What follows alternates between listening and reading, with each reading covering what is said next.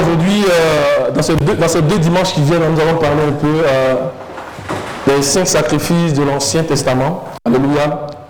Et comment est-ce que cela est fait aujourd'hui dans le Nouveau Testament? On l'a vu à Toronto. Et ça semblait des enseignements assez difficiles. Mais je pense que si c'est sorti de la bouche des ministères, c'est parce que nous pouvons aussi les comprendre. Amen. Et de la même manière que nous avons développé les 3 choses qui demandent, nous allons nous attarder là-dessus jusqu'à ce que nous puissions tous saisir en fait ces sacrifices de la gloire. Alléluia. Moïse a dit dans Lévitique chapitre 9 verset 6 que si vous faites ces sacrifices comme le Seigneur vous l'a ordonné, vous verrez la gloire de l'Éternel. Mais imaginez sur les gens de l'Ancien Testament qui faisaient les sacrifices qui étaient images, voyez la gloire de l'Éternel. Comme nous qui sommes dans la nouvelle alliance aujourd'hui, si nous le faisons comme Dieu le veut, alléluia, nous allons voir la gloire du Seigneur rayonner au milieu de nous, alléluia. Donc c'est vraiment important. Et pour introduire cela, je vais revenir un peu sur le message que nous avons vu il y a 3 semaines de cela, un vendredi, parce que c'est ça qui va nous permettre de pouvoir introduire les 5 sacrifices de l'Ancien Testament. Alors si je peux donner un thème, c'est l'offrande, le modèle de l'offrande sur le parcours pour parvenir à la plénitude de la justice. Amen. Le modèle de l'offrande sur le parcours de la justice pour parvenir à la plénitude ou à la perfection de Dieu. Amen. Que Dieu nous aide. Amen. Nous allons prendre notre Bible dans le livre de Psaume, chapitre 40. J'ai vu que la sœur Olive a dit que c'est son psaume préféré. Amen, vraiment. Donc on va se réjouir ce matin avec toi dans ce psaume. Alléluia. Psaume 40. On va lire le verset 7 seulement ensemble. Psaume 40, verset 7. Alors j'ai dit, voici je viens. Psaume 40, verset 7. Psaume 40. Verset 7. On va le lire ensemble. C'est bon? 1, 2, 3, on y va. Tu n'hésites ni sacrifice, ni offrande. Tu m'as ouvert les oreilles. Tu ne demandes ni holocauste, ni victime expiatoire. Amen. Tu ne désires ni sacrifice, ni offrande. Tu m'as, on peut dire, mais ce que tu veux d'abord, tu m'as ouvert les oreilles. Alléluia. Tu m'as ouvert les oreilles. Tu ne demandes ni holocauste, ni victime expiatoire. Amen. On va le voir dans le deuxième dimanche, le dimanche prochain. Mais lorsqu'on a commencé à voir les 5 sacrifices, moi ça fait particulièrement longtemps, depuis longtemps que je regarde ces sacrifices, je ne comprenais pas bien. Mais à Toronto, vraiment, le Seigneur nous a fait beaucoup de grâce. Alléluia. Dans les 5 sacrifices de l'Ancien Testament, il y a 5 sacrifices. Donc le premier sacrifice, on a le sacrifice de l'Holocauste qui est dans Lévitique chapitre 1. Le deuxième, c'est celui qu'on appelle le sacrifice en don ou le sacrifice de nourriture ou le sacrifice en grain, qui est dans Lévitique chapitre 2. Le troisième sacrifice, c'est le sacrifice d'action de grâce, qui est dans Lévitique chapitre 3. Les 3 sacrifices-là forment en fait ce qu'on appelle les sacrifices volontaires. Alléluia, on va le voir. Et les 2 derniers sacrifices, donc, dans Lévitique 4 et Lévitique 5, c'est le sacrifice d'expiation et le sacrifice de culpabilité. Ces 2 derniers sacrifices sont les sacrifices obligatoires. Alléluia. Pourquoi volontaire, pourquoi obligatoire? On va le voir. Et quand nous lisons ce verset de Psaume chapitre 40, verset 7, il y a 2 sacrifices qui interviennent dedans, tu vas le voir. Il dit ni holocauste, ni victime expiatoire. Donc holocauste, sacrifice volontaire, et expiation, sacrifice obligatoire. Mais les sacrifices sont en train de dire ici que les sacrifices comme ils étaient faits dans l'Ancien Testament, là, tu ne désires pas cela. Que ce soit volontaire ou obligatoire, tu ne désires pas cela. Mais ce que tu veux premièrement, c'est que nous puissions obéir à ta parole. Alléluia.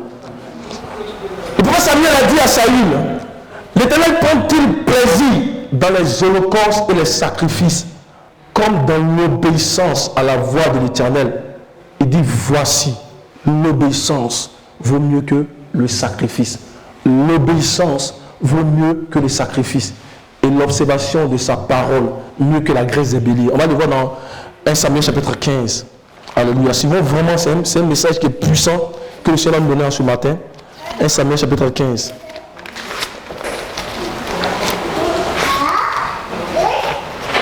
Donc quel modèle de foi Dieu veut que nous soyons nous-mêmes? Alléluia. Pour parvenir à la perfection, pour parvenir à son image et à sa ressemblance. 1 Samuel 15, on va le lire ensemble, verset 22. C'est bon? Tout le monde est? On peut lire? On y va? 1, 2, 3. Samuel dit, l'Éternel trouve du plaisir dans les holocaustes et les sacrifices, comme dans l'obéissance à la voix de l'Éternel. Voici, l'obéissance vaut mieux que les sacrifices, et l'observation de sa parole vaut mieux que la graisse des béliers. Donc ce que Dieu veut premièrement, c'est que quand nous puissions obéir à sa parole. Le reste là, c'est pas son affaire. Premièrement, l'obéissance à sa parole.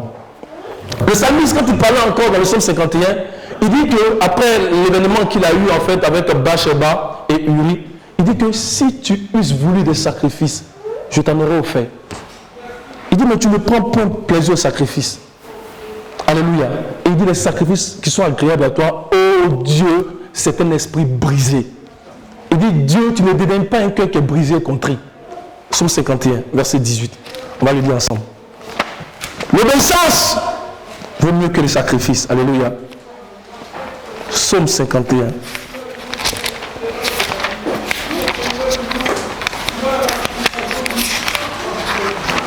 On va lire le verset 18. 1, 2, 3, on y va.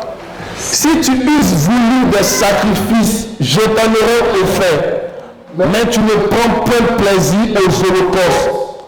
Les sacrifices qui sont agréables à Dieu, c'est un esprit brisé. Oh Dieu, tu ne donnes pas un cœur brisé et contrit. Alléluia. Regardez, vous dites les sacrifices. C'est ça qu'on va voir dans la façon d'offrir ces sacrifices dans la Nouvelle Alliance. Il dit les sacrifices que Dieu agrée, c'est un esprit qui est brisé. Il dit, oh Dieu, tu ne dédaignes pas un cœur comment brisé et contrit.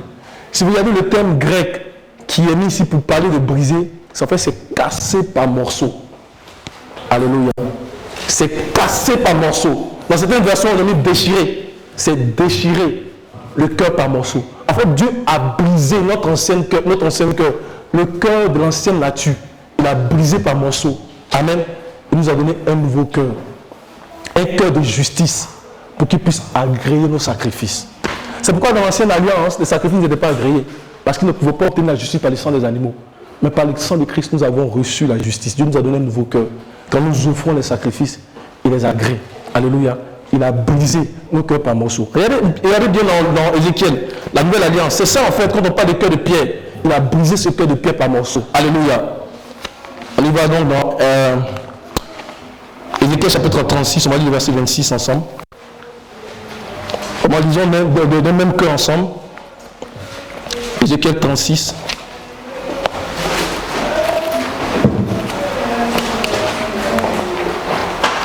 Vous y êtes?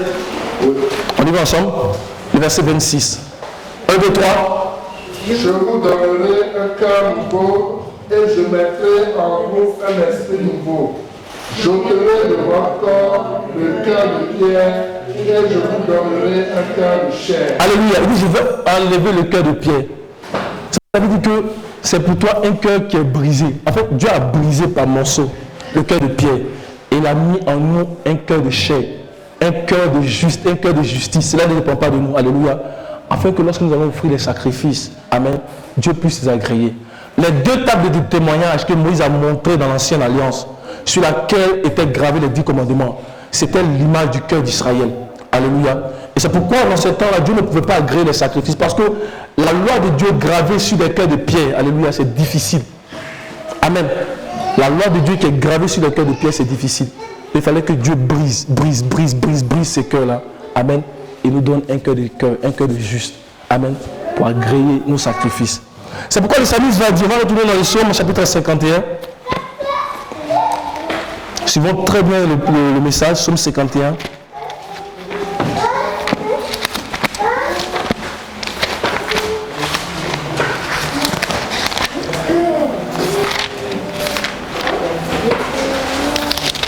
Amen. Regardons le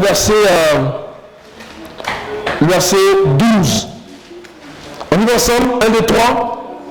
Oh Dieu, crée en moi un cœur pur, renouvelle en moi un esprit bien disposé. Il crée un cœur comment? Pur. Alléluia. Il brise le cœur de pierre, il le brise en morceaux et il met en nous un cœur pur. Et il renouvelle un esprit disposé. Un esprit disposé à quoi? Disposé à sa parole. Alléluia. C'est pourquoi il dit que tu n'as agréé ni sacrifice, ni offrande. Mais tu as fait quoi? Tu m'as ouvert les oreilles. Parce que le cœur qu'il nous donne, c'est pour que nos oreilles soient ouvertes. Nos oreilles puissent entendre sa parole. Amen. C'est pourquoi il nous donne des oreilles. Parce que lorsque nos oreilles sont ouvertes, tout notre corps entier est rempli de la vie de Dieu. Parce que nous sommes à même d'entendre sa voix. Alléluia. La Bible dit que la parole qui était auprès du Père, elle est vie et la lumière. En elle, il y a la vie. La vie est quoi? La lumière du monde. Donc quand cette parole vit en nous, elle vient ôter les ténèbres et nous donne la vie. Alléluia. Elle nous donne quoi? La vie. Amen. La parole est vie. Dieu ouvre nos oreilles. Parce que ce qu'il veut, c'est que seulement nous puissions entendre sa voix. Si quelqu'un ne connaît pas le Seigneur, si quelqu'un est malade, ce que Dieu veut seulement, qu'il entende sa voix. Parce que lorsque la voix entre, alléluia, elle procure en nous la vie. Amen. Dans Jean chapitre 5, le verset 25, le Seigneur a dit quoi? Regardons-le. Jean chapitre 5, le verset 25.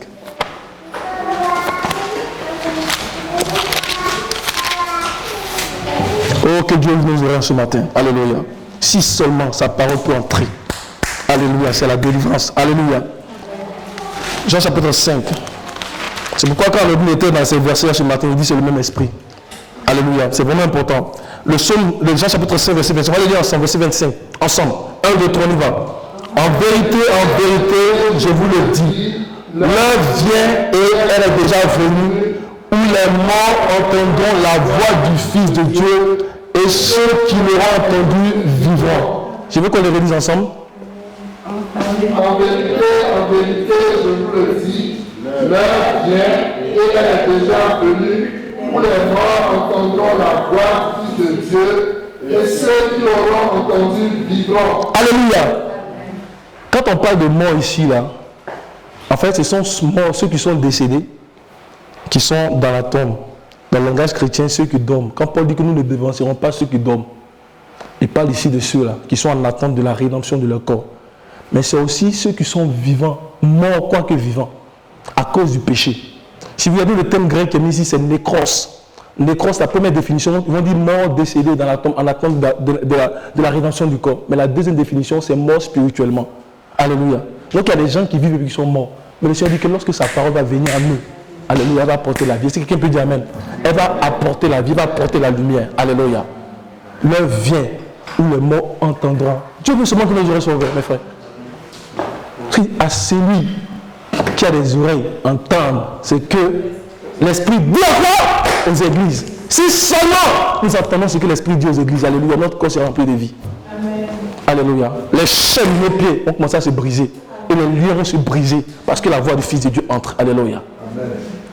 L'heure vient. Il dit, elle est déjà venue. Donc la voix s'est fait entendre. La voix s'est fait entendre. Alléluia. Nous allons continuer. Regardons par exemple dans 1 Timothée chapitre 5, l'apôtre Paul, quand il parle en fait de la gestion des veuves dans l'église et notamment des jeunes veuves qui s'adonnent au plaisir, il dit elles sont mortes quoique vivantes. Alléluia. Donc le plaisir de la vie en fait, c'est ça aussi la mort. Séparé de Dieu. 1 Timothée chapitre 5, on va le lire ensemble verset 6.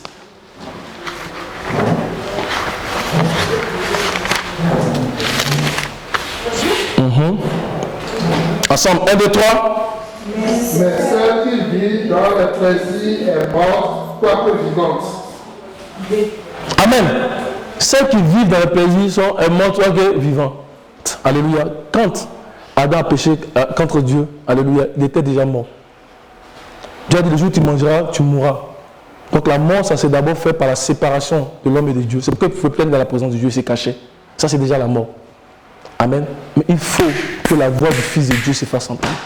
Alléluia, pour que nous ayons la vie. Amen. L'ouverture de nos oreilles nous sommes donnés, en fait, nous est accordé par le processus de la nouvelle naissance. Lorsque nous naissons de nouveau, alléluia, c'est là que nos oreilles, en fait, Dieu vient pour ouvrir nos oreilles. Rappelez-vous quand le Seigneur a parlé à Nicodème, dans Jean chapitre 3, le verset 3. Nous avons déjà regardé Jean chapitre 3, le verset 3. On va les lire ensemble. Lisons ensemble, mes frères et sœurs, lisons ensemble, soyons ensemble dans le corps. Amen. Jean 3, le verset 3. 1, 2, 3. Jésus lui répondit, en vérité, je te le dis, si un homme naît de nouveau, il ne peut voir le royaume de Dieu. En vérité, je te le dis, si un homme naît de nouveau, il ne peut voir le royaume de Dieu.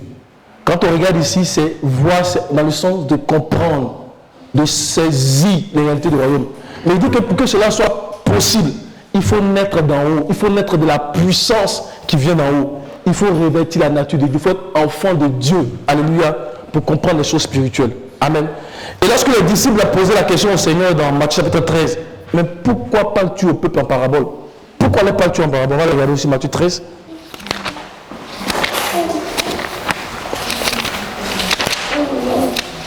Matthieu 13,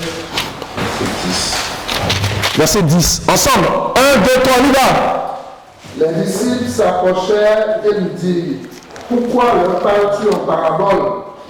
Jésus leur répondit, parce qu'il vous a été donné de connaître les mystères du royaume des cieux et que cela ne leur a pas été donné. Alléluia. On apprend dans ce verset que les choses du royaume sont des mystères.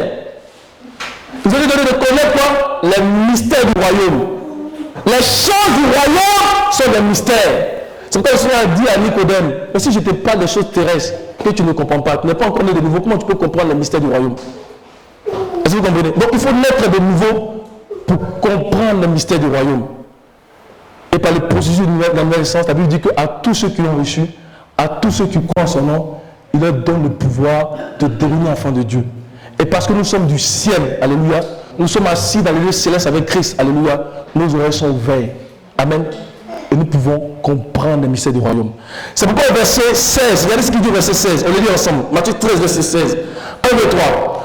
Mais heureux sont vos yeux parce qu'ils voient, et vos oreilles parce qu'elles entendent. Alléluia! Heureux! Il dit nous sommes heureux parce que les écailles sont tombées de nos yeux. Alléluia! Et nous sommes heureux parce que nos oreilles sont ouvertes. Alléluia! Donc on peut être là et puis tes oreilles nous ont bas, tu ne peux pas entendre. Là, c'est pas bon. Mais le Seigneur nous donne par la même naissance, il ouvre nos oreilles pour que nous puissions entendre. Alléluia! C'est pourquoi verset 18, il dit vous donc écoutez. Verset 18 ensemble. Vous donc écoutez ce que signifie la parole du Seigneur. Il dit vous donc écoutez. Alléluia. Bon Dieu ouvre nos oreilles.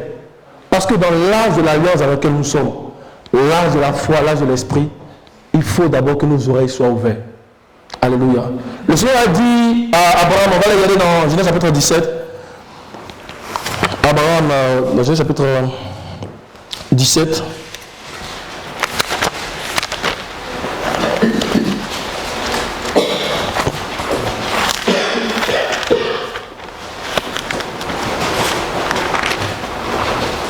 Alléluia. Amen. Tu vois bien, nous sommes en train de juste entrer dans le message. Amen. Genèse chapitre 17. Regardons le verset 10. 1, 2, 3, on y va. C'est ici mon alliance que vous garderez entre moi et vous et ta postérité après toi. Tout mal parmi vous sera circoncis. Verset 11. Vous vous circoncirez et ce sera un signe d'alliance entre. Il dit que la nouvelle alliance qui va traiter avec nous, il faut que tout le mal soit circoncis. Quand on parle de mal ici, on parle du fils mâle d'Apocalypse chapitre 12. On parle de l'église tout entière, femmes et garçons. Il faut que tout mal soit circoncis. Et l'apôtre Paul nous explique dans Romains chapitre 2 que ce n'est pas la circoncision de la chair, mais c'est la circoncision de quoi? Du cœur. Alléluia, pour que la parole puisse pénétrer. Parce qu'en elle est la vie. Et la vie, c'est la lumière du monde. Alléluia. Il faut que nous soyons circoncis. Et Christ nous a circoncis. Alléluia. Alléluia. Amen. Vous n'êtes pas content d'être circoncis. Amen. Alléluia. On va continuer. Amen. On va regarder assez rapidement. On va aller On va relire Matthieu 13, verset 18. Matthieu 13, verset 18.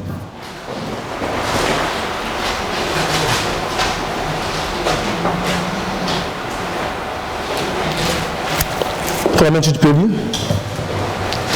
Vous donc écoutez ce que signifie la parabole du semeur. Vous donc écoutez ce que signifie la parabole du semeur. C'est pourquoi quand Dieu nous parle, il n'est pas possible pour nous en tant que peuple de Dieu, avec tout ce que nous venons de voir là, de dire que nous ne comprenons pas ce qu'il dit. Amen. Parce qu'il se rassure toujours que son peuple saisisse ce qu'il est en train de dire. Ce n'est pas possible pour nous de dire qu'on ne comprend pas. Il se rassure toujours. Donc nous devons toujours nous exercer à comprendre la parole de Dieu. Parce que c'est de là que vient la foi.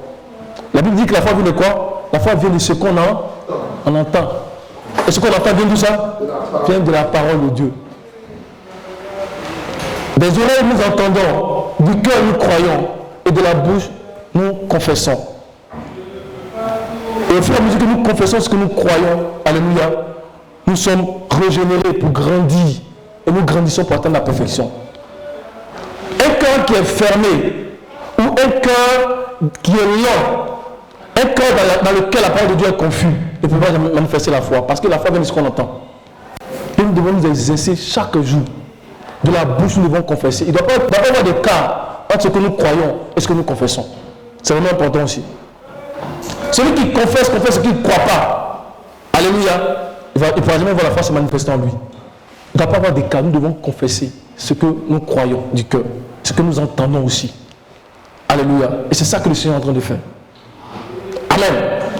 On va continuer. Le thème hébreu qui est mis ici, on va aller dans le psaume 40, on va relire verset 7. Je vais donner le thème hébreu qui est mis ici pour parler de. Quand il dit les oreilles, comment ouvrir les oreilles, c'est quoi qu'on parle d'ouvrir. Donc ici, le psaume 40, verset 7, on va le lire ensemble. On va le relire. 1, 2, 3, on y va. Tu le désires.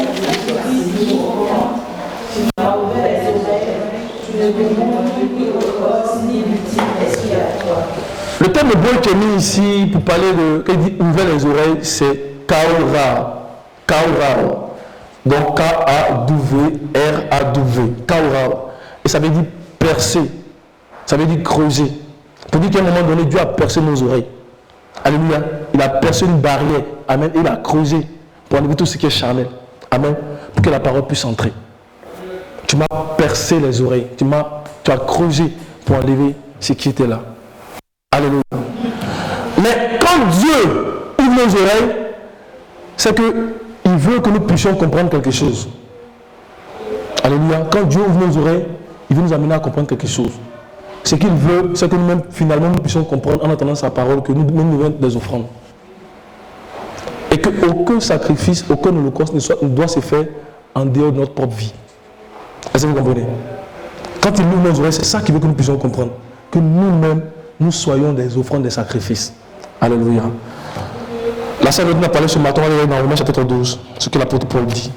Romains 12. Donc on écoute pour comprendre que nous-mêmes nous devons être des offrandes. Alléluia. Romains 12, verset 1.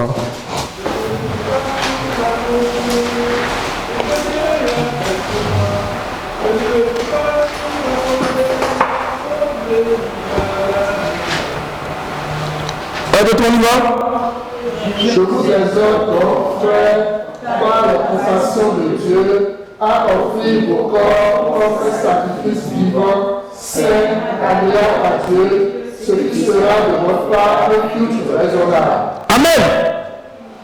À offrir vos corps comme quoi? Un sacrifice quoi?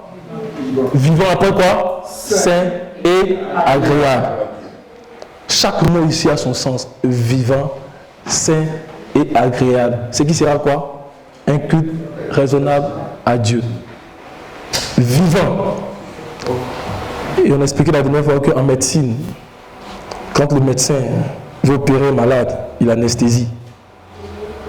Alléluia, il anesthésie. Mais nous là, on dit que nous sommes sacrifices et puis nos yeux sont ouverts. Alléluia. Amen. Alléluia. Parce que nous avons confiance en celui à qui nous donnons un sacrifice. Alléluia. Nous devons totalement, nous avons confiance en lui. Nos yeux sont ouverts. C'est quel sacrifice? Tu es là, tu sacrifices ton corps, tu te donnes au Seigneur dans la tribulation et tout, mais tes yeux sont ouverts. Alléluia. On dit après quoi? Saint et agréable. Si vous lisez un peu les sacrifices volontaires dans Lévitique chapitre 1, lisons par exemple le verset, ça ne veut pas des sacrifices volontaires, saint et agréable.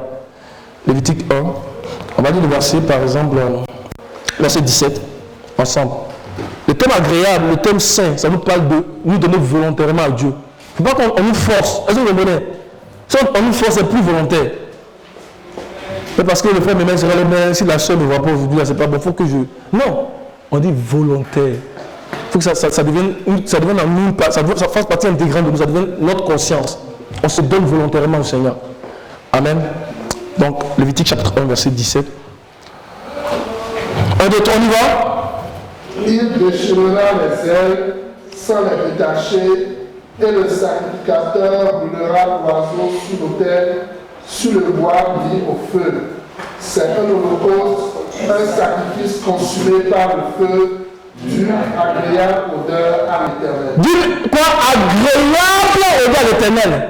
Saint et agréable. Ce qui sera quoi? Un culte raisonnable à Dieu. Ça veut dire qu'il faut que nous-mêmes on nous donne volontairement à Dieu. C'est vraiment important. Mais frère, il faut qu'on se donne volontairement à Dieu. Et le modèle du sacrifice par excellence nous a été montré depuis l'Ancien Testament, à travers le sacrifice que le patriarche Abraham a voulu faire de son fils Isaac. Ce sacrifice qui préfigure le sacrifice de Christ. Alléluia. Nous avons dit que, et nous avons appris par les frères qui sont arrivés que lorsque un vieillard comme Abraham donne son enfant, alléluia, quand Dieu donne un enfant à un vieillard comme Abraham, un vieillard, la Bible dit que dans Romains chapitre 4, verset 19, qu'Abraham avait plus de 100 ans, près de 100 ans, son corps était usé. Quelqu'un peut me lire Romains chapitre 4, verset 19. Mais quand Dieu va donner un enfant à un vieillard, il y a une signification. Pas parce que Dieu veut donner un enfant comme ça, à l'âge comme ça à Abraham. Il peut lui donner dès qu'il était sorti. Vous comprenez? Il veut lui donner l'enfant dès qu'il était sorti. Mais quand Dieu donne l'enfant, un enfant à un vieillard comme Abraham, dont le corps est usé, il y a un sens, il y a une signification, il y a un enseignement, un mystère qu'il veut nous donner. Alléluia. Romains chapitre 4, verset 19. Verset 19. Et sans faiblir dans la foi, il ne considéra point que son corps était déjà usé, puisqu'il avait près de 100 ans et que Sarah n'était plus en état d'avoir des enfants. Alléluia. Son corps était usé et Sarah n'était plus en âge d'avoir des enfants. Et Dieu lui a donné un enfant. Ça signifie quoi le mystère? Ça veut dire que quand un vieillard comme Abraham donne son enfant en holocauste, ça veut dire qu'il donne toute sa vie. Alléluia. Isaac était toute la vie d'Abraham. Est-ce que vous comprenez? C'est le fils de la promesse. C'était toute la vie de l'Abraham. Donc Abraham, en donnant Isaac, c'est comme s'il donnait toute sa vie à Dieu. Est-ce que vous comprenez? Il donnait toute sa vie à Dieu. C'est quoi la Bible dit que Dieu le lui a imputé à justice. Si nous donnons toutes nos vies à Dieu, il va nous imputer cela à justice. Alléluia. On va lire Romains chapitre 4 ensemble. Il y a un passage que j'aimerais comprendre dedans pour continuer. Que Dieu nous aide. Alléluia. Un sacrifice vivant, sain et agréable. Romains 4. C'est bon? Je suis en train de chercher, mais si vous avez trouvé un peu lire. 1, 2, 3, à partir du verset 19. 1, 2, 3, on y va. Et sans faiblir dans la foi, il ne considéra point que son corps était déjà usé, puisqu'il avait près de 100 ans, et que Sarah n'était plus en état d'avoir des enfants. Il ne douta point par l'incrédulité au sujet de la promesse de Dieu, mais il fut fortifié par la foi, donnant gloire à Dieu, et ayant la pleine conviction que ce qu'il promet, il peut aussi l'accomplir. C'est pourquoi cela lui fut imputé à justice. Mais ce n'est pas à cause de lui seul qu'il est écrit que cela lui fut imputé. C'est encore à cause de nous, à qui cela sera imputé, à nous qui croyons en celui qui a ressuscité les morts, Jésus notre Seigneur, lequel a été livré pour nos offenses et est ressuscité pour notre justification. Le dernier verset il est trop puissant. On dit ce qu'Abraham a fait là. La vie qu'il a vue à travers Isaac là, ce n'est pas pour lui seul. Parce que nous puissions comprendre quelque chose. Qui est un sacrifice excellent qui devait venir. Alléluia. Regardez bien le verset 24.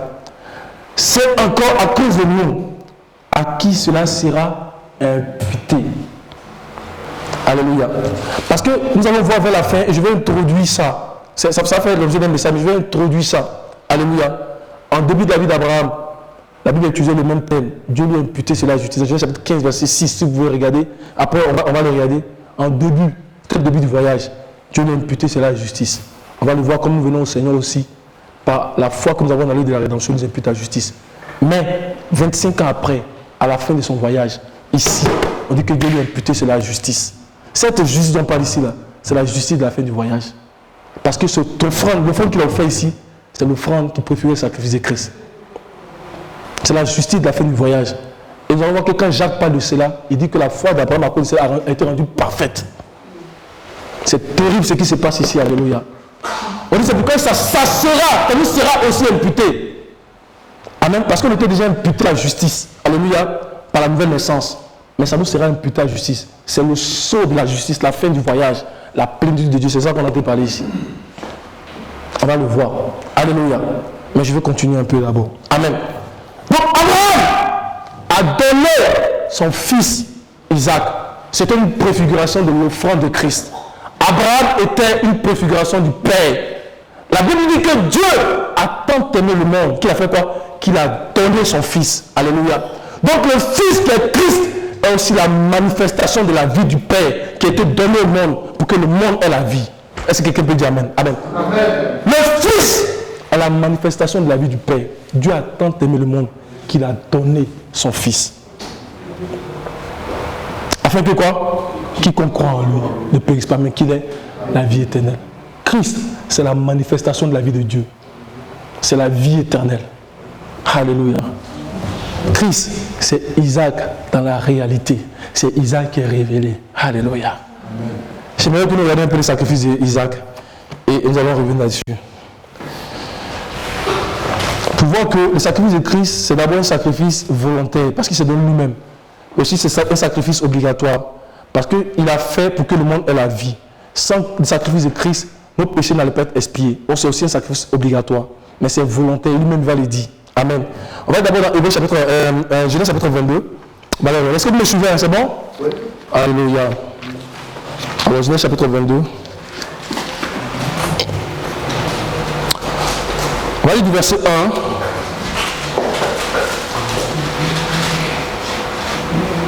Verset 1 au verset 9. Vous êtes prêts? 1, 2, 3, on y va. Après ces choses, Dieu mit Abraham à l'épreuve et lui dit, Abraham, et il répondit, me voici. Quand Dieu nous appelle, il faut qu'on dise toujours me voici. Alléluia, c'est vraiment important. Tant qu'on ne dit pas me voici, il ne peut pas faire continuer à parler. Et c'est ça qui est arrivé avec Samuel au début. Parce que au début avec Samuel, Dieu l'appelait, mais lorsque Élie lui a dit, dis me voici, et Dieu a commencé à lui parler. Mais souvent là, quand nos oreilles sont fermées, quand on attend, on ne répond pas. Il appelle, on ne répond pas. Il va le donner à une autre personne. Amen. Donc que nos oreilles soient circoncis, qu'on puisse distinguer la voix du Seigneur. Alléluia. Verset 2, on continue. Dieu dit, fils, ton unique, celui que tu aimes, Isaac, va-t'en au pays de Morija et là offre en holocauste sur l'une des montagnes que je te dirai. Abraham avait notre fils. Parce que quand on dit il y a les choses qui viennent, il y avait notre fils aussi, c'est qui? Ismaël. Mais on dit prends ton fils, ton unique. Alléluia. On dit prends ton fils, ton quoi? Ton unique. Parce qu'il n'y avait pas pareil comme Isaac, c'est le fils de la promesse. Ton fils, ton unique. Alléluia. Verset 3, on continue. Abraham se leva de bon matin, scella son âne, et prit avec lui 2 serviteurs et son fils. Il fendit du bois pour l'holocauste et partit pour aller au lieu que Dieu lui avait dit. Verset 4. Le 3e jour, Abraham, levant les yeux, vit le lieu de loin. Et Abraham dit à ses serviteurs, restez ici avec l'âne, moi et le jeune homme. adorez et nous reviendrons auprès de vous. Verset 6.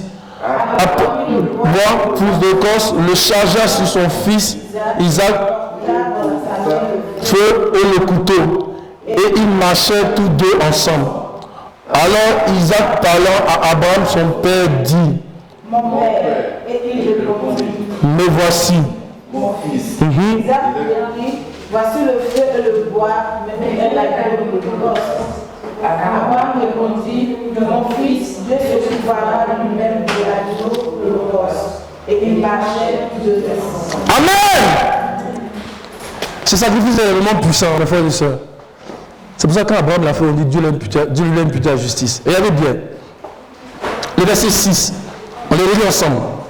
Abraham prit le bois de l'Holocauste, le chargea sur son fils Isaac, et porta dans sa main le feu et le couteau.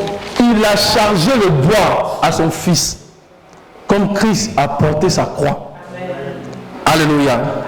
Maintenant, regardez le verset. On lit jusqu'au verset 9. Mais faites attention au verset 8. On y va.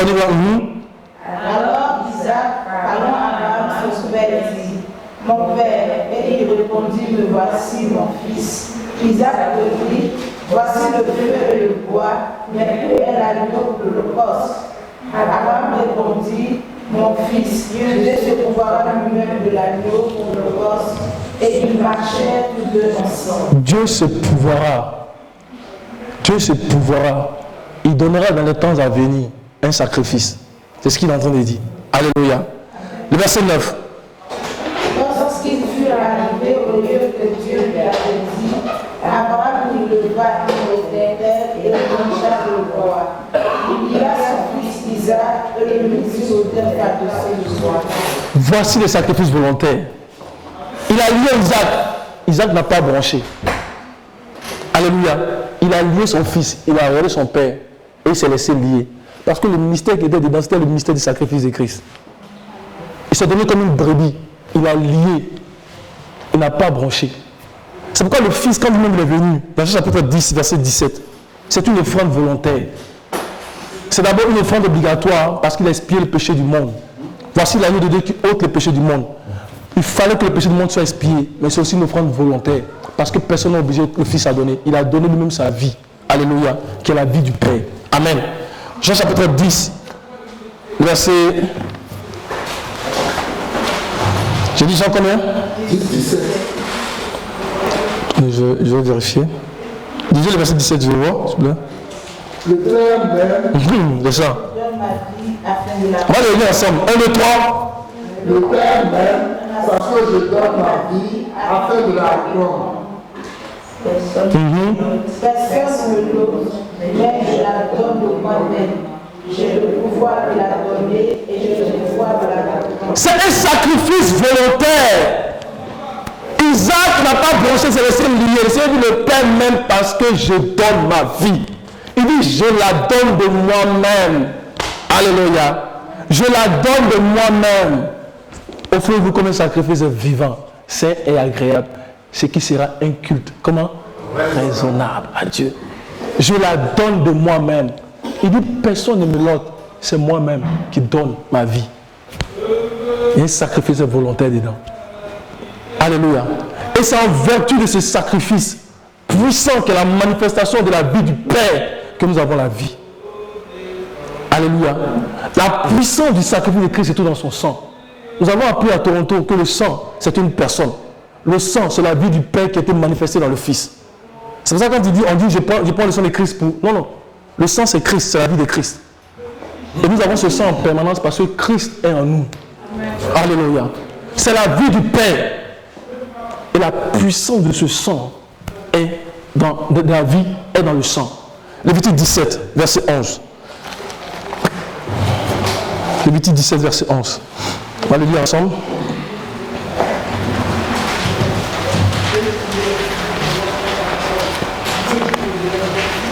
Quelqu'un vient pour aller 1 Jean chapitre 5 à partir du verset 1 Jean 5 à partir du verset 9.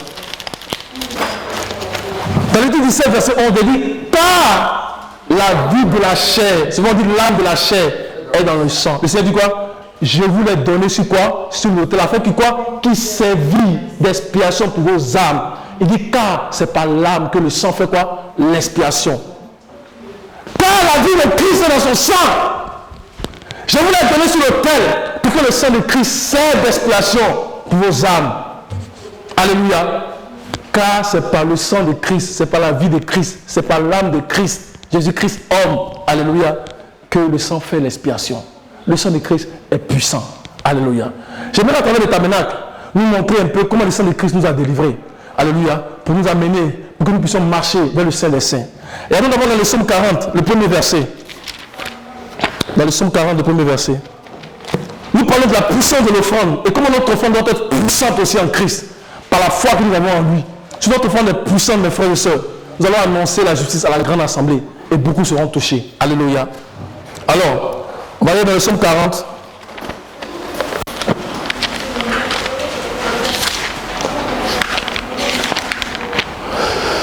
Regardons à partir du verset 1.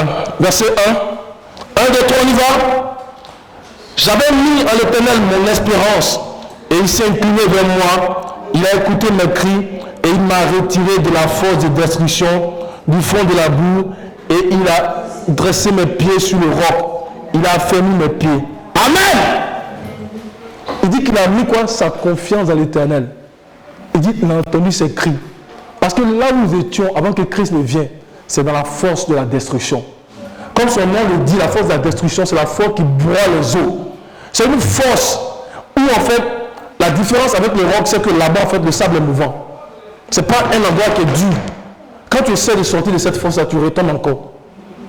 Quand tu essaies de sortir, tu retombes encore. Mais il a crié pour que le Seigneur vienne le délivrer de là. Alléluia. Nous devons crier dans les situations pour qu'il nous sorte de là. Alors, amen. Et pose le pied sur le roc. Alléluia. C'est un endroit solide. Et nous commençons à marcher. C'est la nouvelle vie. La vie dit que si quelqu'un en Christ, si quelqu'un a ses pieds posés sur le roc, alléluia, les choses anciennes sont quoi? Passées. Voici. Tout ce sont devenus quoi? Nouvelles. On va le lire dans 1 Corinthiens 5, avant que je vais continuer. En fait, tu laisses le tabernacle. On va le voir tout à l'heure. 1 Corinthiens 5.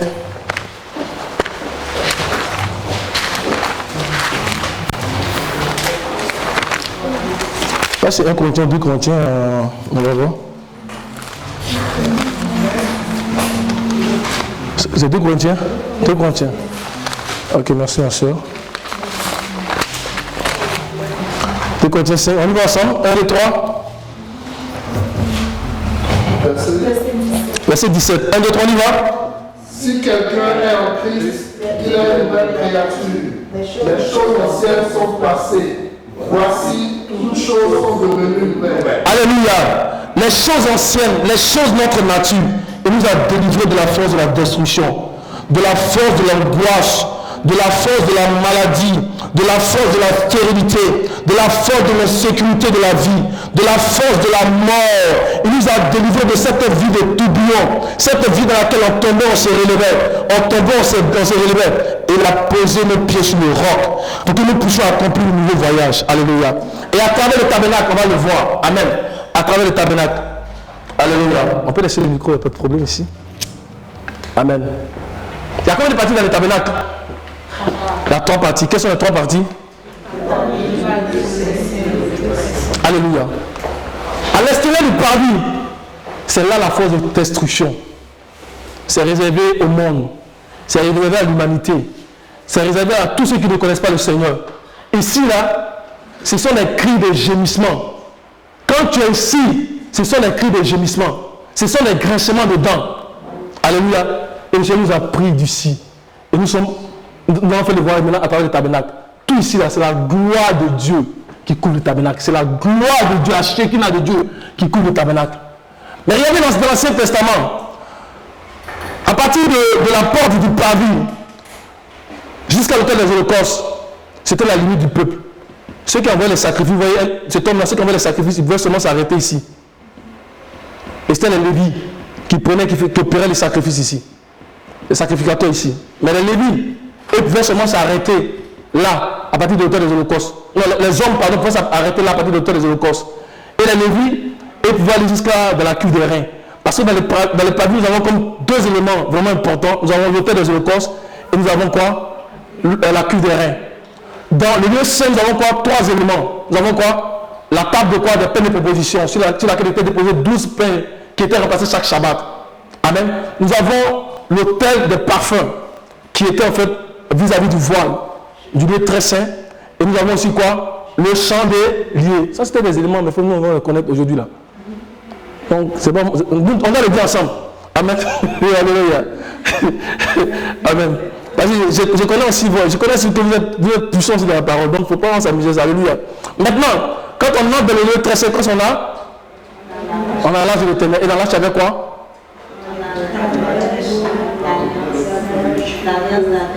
J'entends une seule voix sur la voix de Sandra.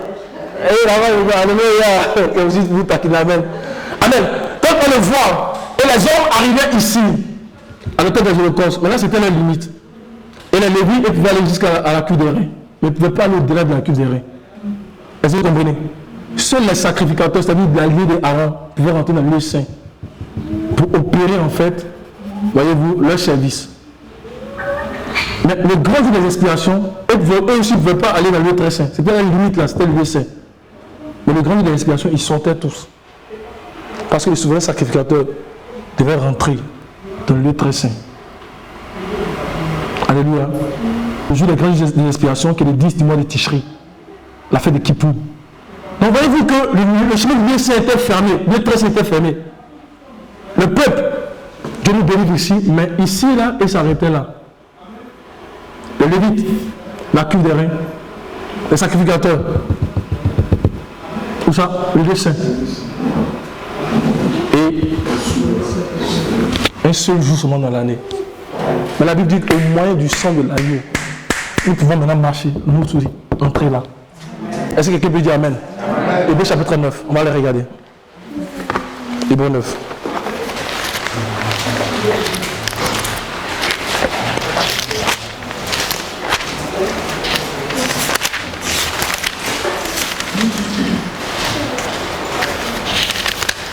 On a parti verset 6. Verset 6 au verset 9. 1, 2, 3. Or, ces choses étant ici disposées, Alléluia. les sacrificateurs font le service en tout dans la première partie du tabernacle et dans la seconde, le souverain sacrificateur seulement en une fois par an, non sans y porter du sang qu'il porte pour lui-même et pour les péchés du monde.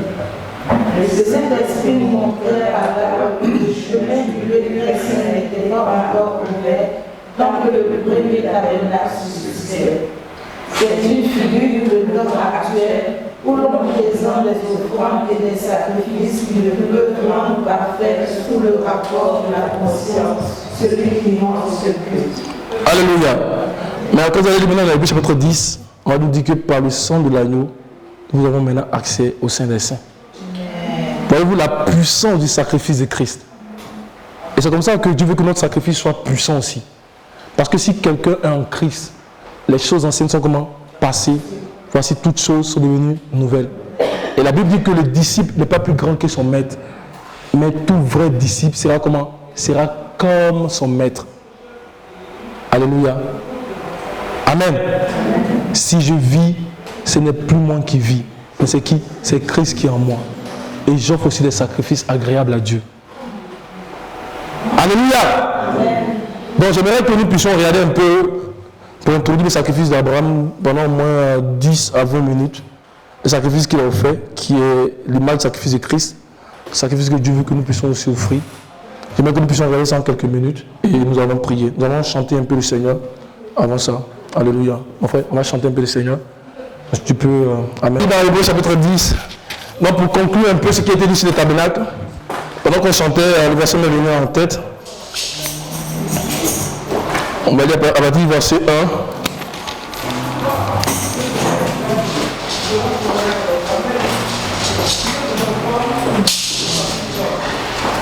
À partir du verset 1 au verset 13, verset 14.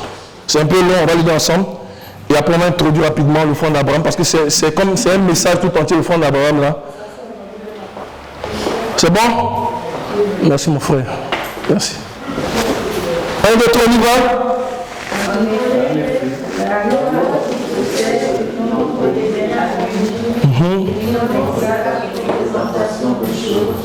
ne peut jamais, par le même sacrifice qu'on offre perpétuellement chaque année, amener les assistants à la perfection. Autrement, nous ne devons pas cesser de les offrir, parce que ceux qui rendent ce culte, étant une fois purifiés, n'auraient plus aucune conscience de leur péché. Mais le souvenir des péchés est réglé chaque année par ces sacrifices, car il est impossible que le sang des taureaux ait beaucoup autres des péchés. C'est pourquoi Christ, étant dans le monde, tu n'as ni une sacrifice pour ni enfant, mais tu m'as formé un corps. Tu n'as agréé ni holocauste ni sacrifice pour le péché. Alors j'ai dit, voici, je viens mettre au boulot du monde et il est question de moi. Père, ô Dieu, ta volonté. Après avoir dit d'abord, tu m'as voulu et tu n'as agréé ni sacrifice innocent, ni holocauste, ni sacrifice pour le péché, ce qu'on offre selon la loi. Et il dit ensuite, voici, je viens pour faire ta volonté.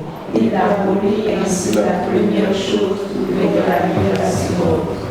C'est en vertu de cette volonté que nous sommes sanctifiés par l'offrande du corps de Jésus-Christ une fois pour toutes.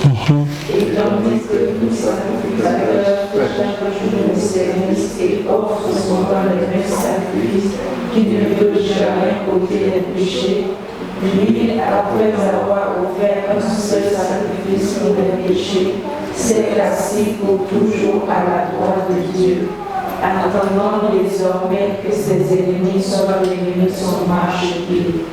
Car par une seule offrande, il a amené à la perfection pour toujours ceux qui sont sanctifiés. Alléluia.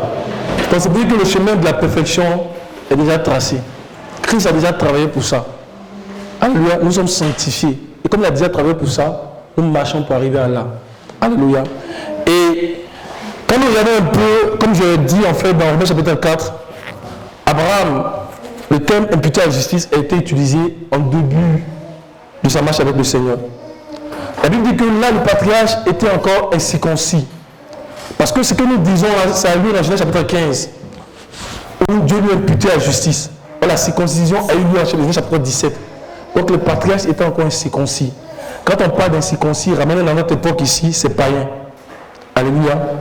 C'est païen. Quand on dit circoncis, ce sont les juifs. Incirconcis, ce sont les païens. Donc le patriarche était encore incirconcis. Mais parce qu'il a cru dans les promesses de Dieu, la Bible dit que Dieu lui a imputé cela à justice. Ça, c'était dans le début de son voyage. Parce que dans la marche vers la justice, en fait, c'est un voyage. Il y a un début, il y a un milieu, il y a une fin. Alléluia. Genèse chapitre 15, on va le regarder.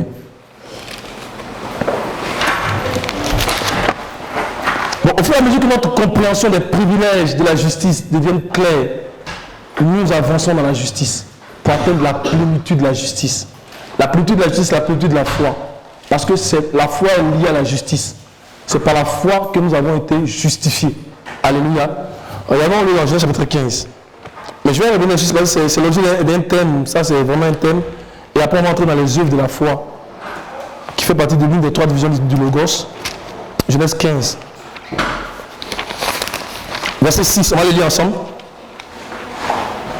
1 à 6, pour bien comprendre, 1 à 6. On y va. Genèse 15, 1 à 6. 1, 2, 3, on y va. Après ces événements, la parole de l'Éternel fut adressée à Abraham dans une vision. Et il dit, Abraham, ne crains point. Je suis ton bouclier et ta récompense sera très grande. Abraham répondit, Seigneur éternel, que me donneras-tu? Je m'en vais sans enfant. Et l'héritier de ma maison, c'est Eliezer de Damas. Et Abraham dit, voici, tu ne m'as pas donné de postérité. Et celui qui est né dans ma maison sera mon héritier. Alors la parole de l'Éternel lui fut adressée ainsi. Ce n'est pas lui qui sera ton héritier, mais c'est celui qui sortira de tes entrailles qui sera ton héritier. Et Abraham, après l'avoir conduit dehors, il dit, regarde vers le ciel et compte les étoiles si tu peux les compter. Et il dit, telle sera ta postérité. Avant de lire le verset 6. Quand on parle des étoiles, on parle des hommes du ciel. Dieu est en train d'annoncer à Abraham en fait qu'il allait avoir une descendance céleste. Le sable de la mer, c'est ce qui est terrestre. Dans Genèse chapitre 22, il parle du sable de la mer et des étoiles du ciel. Le sable de la mer, c'est ce qui est terrestre. L'étoile du ciel, c'est ce qui est céleste. C'est-à-dire des piliers inébranlables dans l'église. C'est pourquoi après chapitre 12, quand on dit que les étoiles sont tombées, là, comprenons ça en fait. Ce sont des gens qui sont dans l'église et dans le ciel qui vont tomber. Alléluia. Que Dieu nous en garde. Amen. Le verset 6. Abraham eut confiance en l'Éternel qui lui imputa cela. Ça, c'est le début du voyage. En début du voyage, il a eu confiance en Dieu. Et Dieu lui a imputé la justice. Il est devenu justice de Dieu. Là, il n'a même pas manifesté les œuvres. Il a seulement eu confiance en Dieu. De toute façon, il ne pouvait pas manifester les œuvres parce qu'il venait du monde. Alléluia. Dieu ne peut pas accepter les œuvres du monde. Alléluia. Et c'est ça que l'apôtre Paul développe dans Romains chapitre 4. C'est le début du voyage d'Abraham. Dieu lui a imputé cela à justice. Amen. Et 25 années après, dans sa marche, on va encore voir que Dieu lui a imputé à justice. Ça, c'est la fin du voyage. C'est ce que Jacques reprend dans Jacques chapitre 2. On va aller dans Jacques chapitre 2. Jacques 2. Donc, il y a une différence entre les deux. En début du voyage, à la fin du voyage. Mais dans la progression, il y a quelque chose que Dieu nous communique. Au fur et à mesure que nous faisons, nous tendons vers la plénitude de la justice. Alléluia. Donc, Jacques chapitre 2.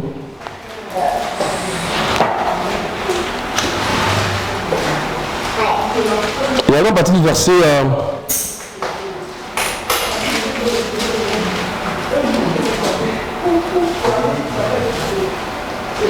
à partir du verset 16, on y va ensemble. À partir du verset 15, vous mieux comprendre. 15 à 22. Et donc on y va. Si un frère ou une soeur s'ennuie et manque de la nourriture de chaque jour, et que l'un d'entre vous leur dise, allez en paix, chauffez-vous et vous rassasiez, et que vous ne leur donnez pas ce qui est nécessaire au corps, à quoi sera-t-il? Il en est ainsi de la foi. Si elle n'a pas les œuvres, elle est morte en elle-même. Mais quelqu'un dira, toi tu as la foi et moi j'ai les œuvres. Montre-moi ta foi sans les œuvres et monterai par les œuvres. Alléluia. Tu crois qu'il y a un seul Dieu, tu fais bien. Les démons le croient aussi et ils tremblent. Veux-tu savoir, ô homme vain, que la foi sans les œuvres est inutile? Abraham notre père ne fut-il pas justifié par les œuvres lorsqu'il offrit son fils Isaac sur l'autel? Tu vois que par la foi agissant avec ses œuvres et que par les œuvres la foi fut rendue parfaite. Alléluia. Donc au début du voyage, c'est seulement par la foi qu'il a manifesté et Dieu lui a imputé la justice. Mais la différence avec imputé à justice dans le chapitre 22, on dit ici là sa foi a été rendue parfaite. Alléluia. Mais ce qui a différencié ici, ce n'est pas seulement la foi qu'il a manifestée, mais c'est la foi avec les œuvres de la foi.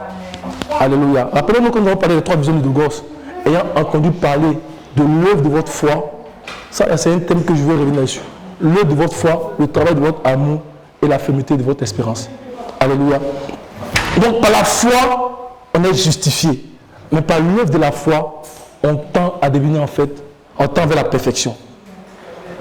Alléluia. Par la foi, on est justifié. Par l'œuvre de la foi, on tend à la perfection.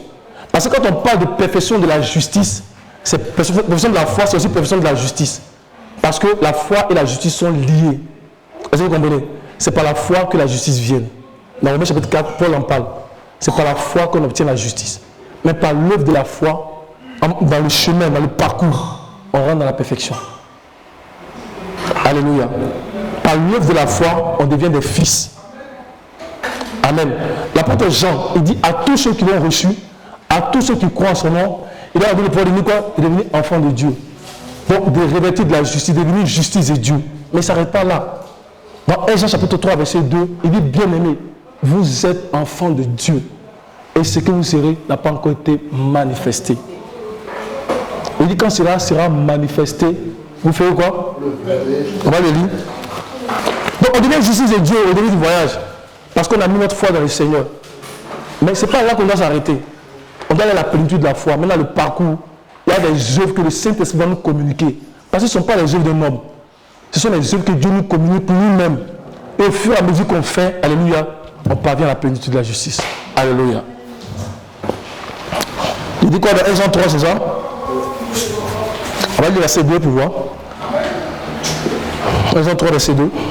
Bien-aimés, nous sommes maintenant enfants de Dieu, et ce que nous serons n'a pas encore été manifesté.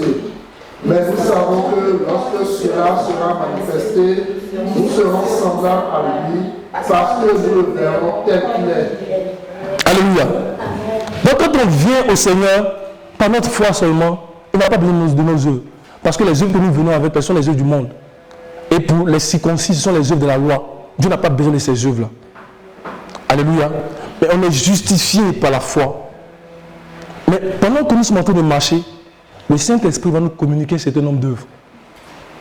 Dans le cas d'Abraham, par exemple, l'œuvre qu'il a reçue, c'était de prendre son fils Isaac et d'aller le sacrifier. Ça, ce n'est pas l'œuvre d'un homme, c'est l'œuvre de l'Esprit, c'est puissant. Parce que ça préfigure le sacrifice de Christ. Et nous aussi, nous avons des œuvres que Dieu a préparées d'avance. Il nous communique ces œuvres-là. Alléluia. Dans Éphésiens chapitre 2, on va les regarder rapidement. Éphésiens 2.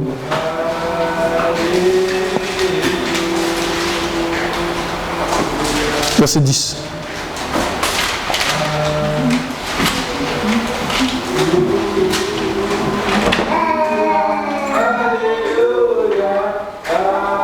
Éphésiens 2, verset 10. On y va.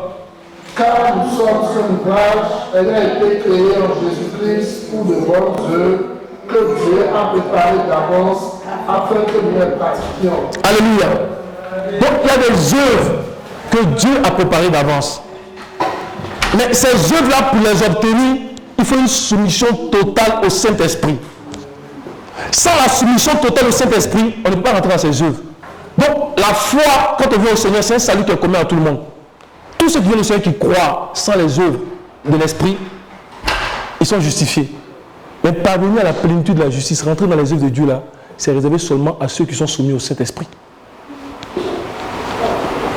Quand le Seigneur partait la vie, deux choses à ses disciples. Il dit, quand le Saint-Esprit viendra, qu'est-ce qu'il fera? Premièrement, il va vous rappeler ce que j'ai dit. Et deuxièmement, qu'est-ce qu'il va faire?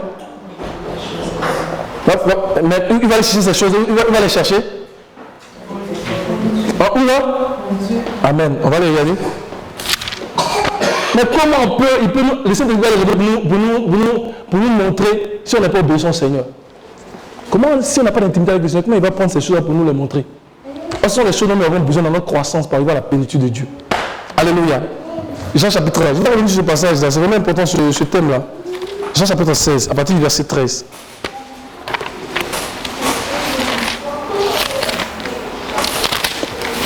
Jean 16.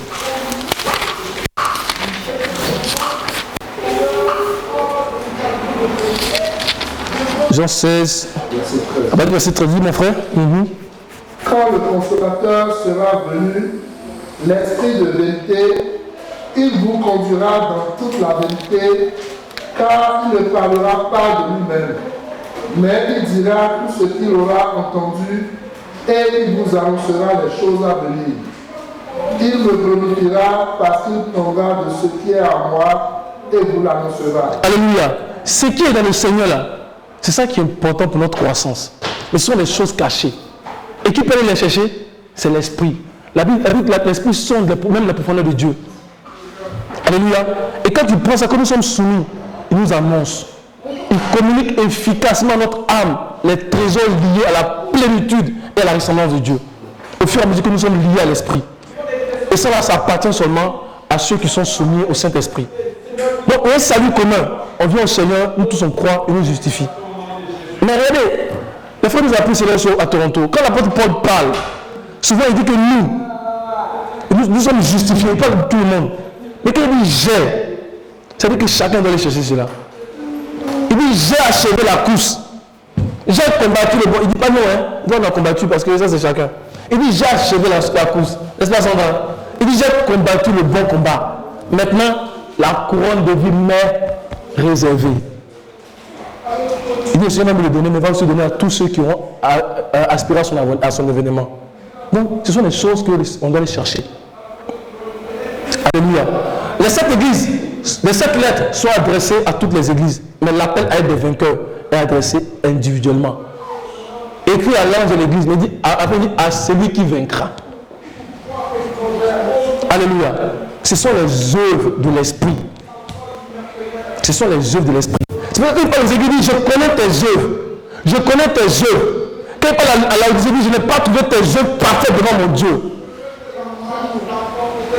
Et puis après il dit, voici, je viens avec ma récompense pour donner à chacun, alléluia, selon ses œuvres. C'est avec les œuvres de l'esprit qu'on parvient à la plénitude. Ce n'est pas nos propres œuvres, mais c'est par la soumission de l'esprit qu'on rentre dans ces choses-là. On va lire 2 versets, 3 versets, on va s'arrêter là parce que je vais revenir sur ça. C'est vraiment important. Les 3 divisions du Logos, l'œuvre de votre foi, le travail de votre amour, la volonté de votre espérance. Donc il y a un salut qui est commun à tous. Mais il y a eux là où nous devons travailler.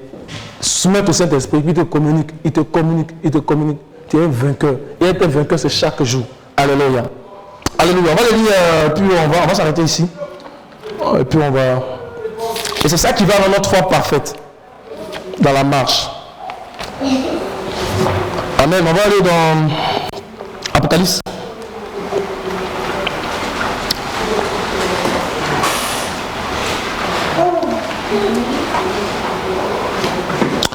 On va d'abord lire 1 Thessaloniciens chapitre 3, chapitre 1 verset 3.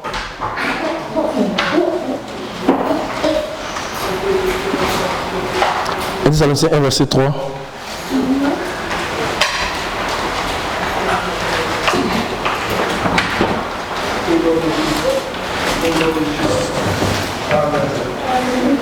Oui. 1, 2, 3, on y va. Nous rappelons sans cesse l'œuvre de votre foi, le travail de votre charité, la fermeté de votre espérance en notre Seigneur Jésus-Christ devant Dieu notre Père. Si nous allons bien dans le grec, la prochaine fois, pendant que nous allons vous le lire, on va prendre aussi la Bible Strong pour regarder en même temps les divisions dans le grec. L'œuvre qui est mis ici, là, c'est le même thème qui est mis quand on dit, Jacques dit qu'Abraham a été justifié par les œuvres. C'est le thème ergon. En grec, c'est ergon. C'est le même thème. Et si vous regardez la définition, on parle de l'œuvre de l'esprit. L'œuvre là, l'œuvre de votre foi là, c'est le même thème qu'on dit Abraham a été justifié par l'œuvre. Donc ce n'est pas nos œuvres, c'est l'œuvre de l'esprit. Alléluia. Et il faut une soumission totale au Saint-Esprit pour entrer dans ses œuvres. Amen. Regardons quelques versets assez rapidement dans Apocalypse. On va lire 3 versets, on va s'arrêter. Isaïe 35. Apocalypse chapitre 2, verset 26.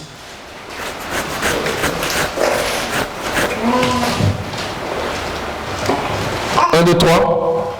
À celui qui vaincra et qui gardera jusqu'à la fin des œuvres, je donnerai autorité sur les nations. Qui gardera les œuvres de qui? Mes œuvres. Ce sont les œuvres du Seigneur. Alléluia. Qui nous donne. Et comme nous sommes à lui, ça donne aussi nos œuvres qu'on doit pratiquer. Amen. On va lire ici Apocalypse chapitre 3, verset 8. Je connais tes œuvres. Voici parce que tu as peu de puissance et que tu as gardé ma parole et que tu n'as pas renié mon nom.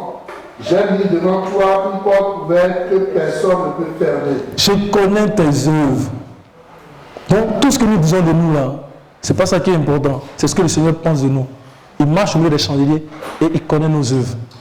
Ce que nous disons de notre famille, de nos églises, de notre travail, de nous-mêmes, c'est pas ce qui intéresse. C'est ce que le Seigneur connaît de nous, c'est ce qui est important. Et si nous pratiquons ces œuvres, nous aurons de bonnes œuvres, les œuvres de justice. La Bible dit que le vêtement qu'on a pu pour donner à la femme, c'était les œuvres de justice. Ce sont les œuvres de justice, les œuvres de l'esprit. Alléluia. On va les lire encore dans Apocalypse. On va lire le chapitre 3, verset 1. Écrit à l'ange de l'église de Sardes, voici ce que dit celui qui a les 7 esprits de Dieu et les 7 étoiles. Je connais tes œuvres. Je sais que tu passes pour être vivant et tu es mort. Sois vigilant et affermis le reste qui est prêt de mourir, car je n'ai pas trouvé tes œuvres parfaites devant mon Dieu. Je n'ai pas trouvé tes œuvres parfaites devant mon Dieu. Voyez-vous, l'église de Sardes se faisait passer pour être vivant, alors qu'il dit, il dit, je connais tes œuvres. Amen. Donc, soumettons-nous au Saint-Esprit. Au fur et à mesure que le Saint-Esprit va nous communiquer ses œuvres, que nous serons en train de les réaliser. Mes frères et sœurs, nous allons rentrer dans la perfection. C'est ça l'offrande que Dieu veut que nous puissions offrir. Et nous avons vu que dans la parabole de Matthieu chapitre 13, un moment donné, le royaume des cieux est comme un trésor caché qu'un homme est allé vendre tout ce qu'il avait et il est venu pour acheter ce trésor. Mais quand Satan me le faisait remarquer dans l'anglais, ça veut dire qu'il a acheté, c'est dans ça qu'il a acheté, il allait vendre un peu, il est venu acheter un peu, il allait vendre un peu, c'est ça, hein? Il est venu acheter un peu.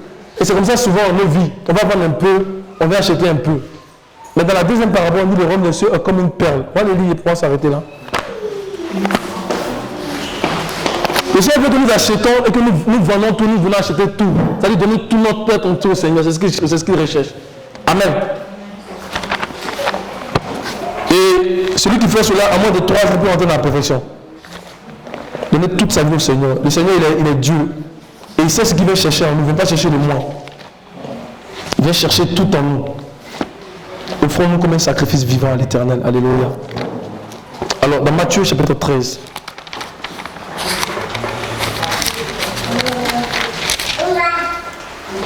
Voilà le verset 44, d'abord le premier. Et le verset 45 après. 1, 2, 3. Est encore semblable à un trésor caché dans un champ. L'homme qui l'a trouvé le cache. Et dans sa joie, il va vendre tout ce qu'il a et achète ce champ. Bon, ça, comme vous avez remarqué effectivement que dans l'anglais, ça c'est quoi déjà là qu'il va. En fait, c'est l'action. C'est l'action. Dans la version anglaise, c'est comme si c'est pas comme il n'agit pas promptement. C'est comme s'il y avait un peu. Et il vient acheter un peu. Il vend un peu. C'est ça. Non, il ne donne pas toute sa vie. Vous comprenez, non? Il y a des parties de sa vie qui ne veut pas que le Seigneur contrôle. Et c'est comme ça souvent notre vie. Il y a des parties qu'on ne veut pas que le Seigneur contrôle. On donne un peu. Mais l'Abraham a donné Isaac, il a donné toute sa vie. Le Père a donné toute sa vie, il a donné son fils. Et dans la deuxième partie, regardez le verset 45, ensemble, 1, 2, 3.